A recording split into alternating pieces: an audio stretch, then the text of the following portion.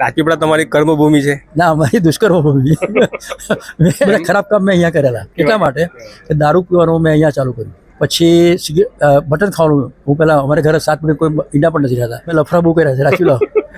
વાણિયા બામણ Christian Parsi ગાંધીજીને તમે જોયેલા છે? ગાંધીજી હું 4 વર્ષ મારા ભાઈ બંધ દેખાયેલા. ગાંધીજી જોયા છે.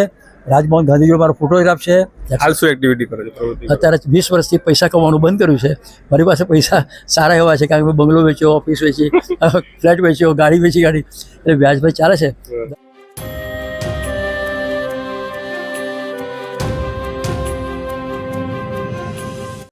આપણી સાથે છે 200 જેટલી ડોક્યુમેન્ટરી બનાવી ચૂકેલા ધીરુ મિસ્ત્રી કે જેમની રાજપીપળા કર્મભૂમિ રહી છે. આજે તેઓ જે આપણા રાજપીપળા ભરૂચના જે રત્ન કહેવાય છે એવા રત્નસિંહ મૈણાનું મેમોરિયલનું જેમનું એવોર્ડનું કાર્યક્રમ હતું ત્યાં અમને મળી ગયા છે. તો અમે એમની પાસેથી જાણવા માંગીએ છીએ, સર આપે 200 જેટલી ડોક્યુમેન્ટરી બનાવી છે, રાજપીપળા સાથે તમારો શું નાતો છે અને રત્નસિંહજી મૈણા છે તેમની સાથે તમારો શું સંબંધ? રાજપીપળા સાથે હું છે ને 1955થી સંકળાયેલો છું. રાજપીપળાના હિન્દુ, મુસ્લિમ, ક્રિશ્ચન, પારસી, આદિવાસી આખું ગામ મને ઓળખે છે. કેમ ઓળખે છે? કારણ કે મેં એવા કામ કર્યા છે એટલા માટે. એક તો ચંપક સુખડિયા નામ તમે સાંભળ્યું છે. તો એકવાર અમારા બંગલે આવ્યા, કિશોરીવાસ બંગલામાં હું બેઠો હતો. મેં કે ધીરુ મિસ્ત્રી ચલો તમને એક માતાના દર્શન કરાવો. હવે એ પોતે જાણે કે હું નાસ્તિક ઈશ્વર માનતો નથી, પણ માતાના દર્શન બદલા કોઈ ચોક્કસ ગરીબ સ્ત્રી હશે એટલે અમારી ગાડીમાં લઈ ગયા. ગામની બહાર ઝૂંપડપટ્ટીમાં માં ઓ માં કરીને અમે બૂમ મારી. અને વોટ આઈ સી, એક વૃદ્ધ સ્ત્રી જેને આંખો નહોતી, હાથ નહોતા, પગ નહોતા, ઢસડાતી આવી અને આ ચંપક સુખડિયાને ભેટ્યા. એ દ્રશ્ય હું રડી પડ્યો, આંખમાંથી મારા આંસુ આવી ગયા. મારી માને જો આવું થયું હોય ને તો મારી માને ના આવડું. કંઈક ત્રાહિત સ્ત્રી, ગરીબ સ્ત્રી, એના મનોમન નક્કી કર્યું કે જો મારી પાસે પૈસા આવશે તો એના પર એક ડોક્યુમેન્ટરી બનાવીશ મારા પોતાના ખર્ચે. અને કુદરતે કરવું, નર્મદા પ્રોજેક્ટનો હું ડોક્યુમેન્ટરી બનાવતો હતો. એમાં 11 લાખ રૂપિયાનો મારા પર ચેક આવ્યો, સોરી 5 લાખ રૂપિયાનો ચેક. એટલે મેં મારા દીકરા બેટા ચાલ શૂટિંગ કરવા જઈએ. એટલે અમે લોકો 3 દિવસ રાજપીપળામાં રહ્યા. અમારા દીકરાઓ તો કોર્પોરેટ ડોક્યુમેન્ટરીઝ બનાવે, મોટા બજેટ હોય એ લોકોના. અને પપ્પા ટાયર્ડ, જે માખીઓ છે બળબળ એવી ને, ગરીબ માણસે વસ્તીમાં જવાનું આજે. મેં કહું બેટા તું લાખો કરોડ રૂપિયા કમાઈશ ને તો આ જે તને જે માનસિક સાંત્વના મળશે ને એ નહીં મળે તને.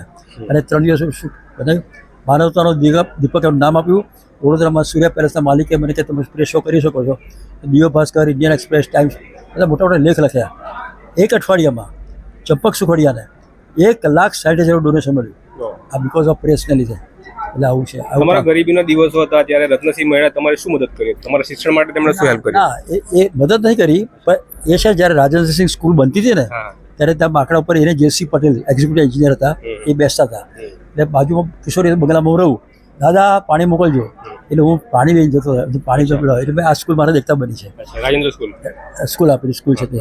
અને મેં મારું ભણવાનું છોડી દીધેલું.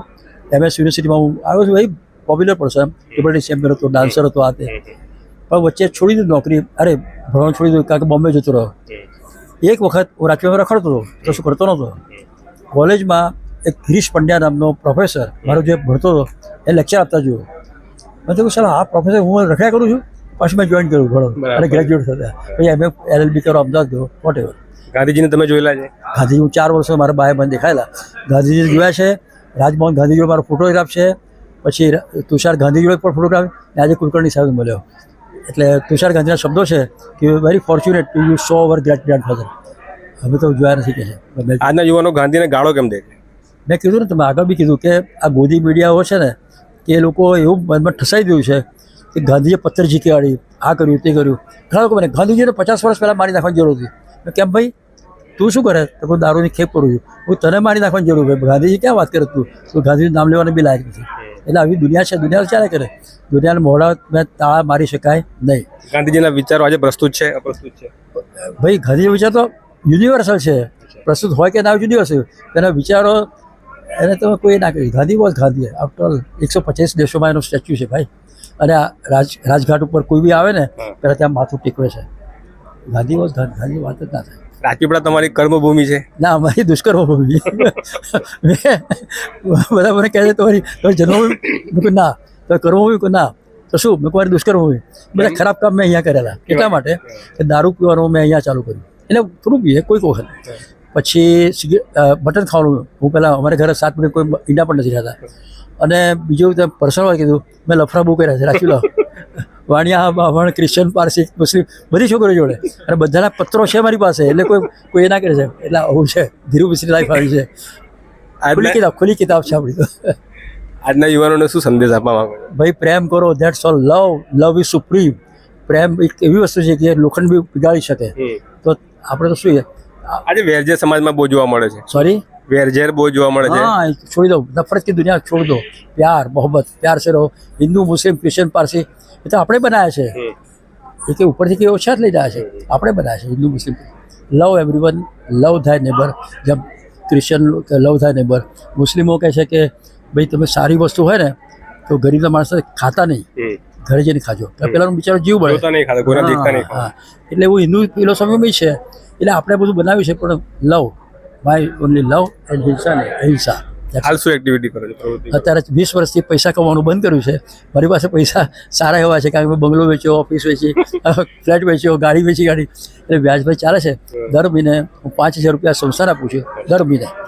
ઓછામાં ઓછા 5,000, વધારે 10,000 રૂપિયા. અને મારે ચાલે છે, વેરી કમ્ફર્ટેબલ. મારા છોકરાઓ બહુ સુખી છે.